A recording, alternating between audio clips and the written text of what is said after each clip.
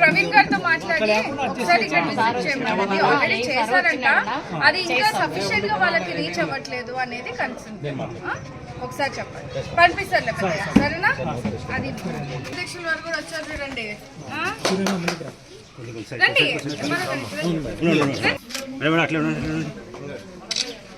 ఇంకా ఎడల్పల్లి వెళ్ళప్ప.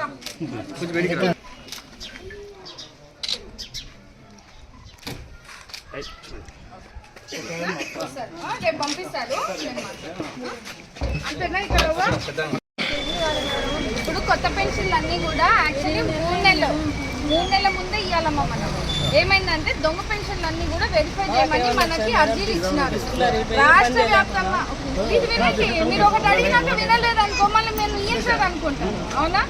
రాష్ట్ర వ్యాప్తంగా కూడా చాలా మంది అర్హత లేని వాళ్ళు పెన్షన్ తీసుకుంటా ఉన్నారు, అవునా? అవన్నీ కూడా తీసేయాలి. తీసి అర్హత ఉన్న ఇట్లా మీలాంటి వాళ్ళకి, ఆరోగ్యం బాగాలేని వాళ్ళకి, మీకు ఏమైనా ఆరోగ్య సమస్య ఉంటే డాక్టర్ సర్టిఫికేట్ తీసుకోండి. దానికి పెన్షన్ కి రాదు. ఇప్పుడు మనం ఇచ్చేది అవ్వ తాతయ్యకి. ఇప్పుడు మీరు మనం అడిగేదానికన్నా ఉండాలి కొంచెమన్నా గవర్నమెంట్ నుంచి, అవునా? ఇప్పుడు అవ్వాలనుకో ఇబ్బందిగా ఉంటుంది, పనులకు అన్నకి ఇస్తారు.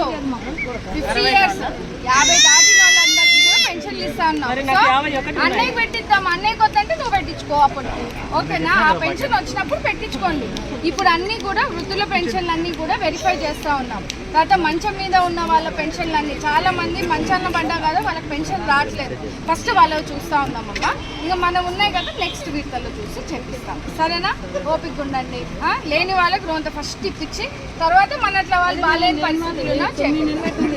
లేదు ఇదైతే ఏమంటే అర్హత లేని తీసేస్తా ఉన్నారు కాబట్టి కొంచెం టైం తీసుకుంటాం. వచ్చే నెలకి మనకి ఓపెన్ అవుతుంది, దాని ప్రకారంగా తీసుకుంటాం, సరేనా? ఓకే పెద్దమ్మా, గుర్తు పెట్టుకొని ఇస్తాం పెద్దమ్మా. పోయిరానా?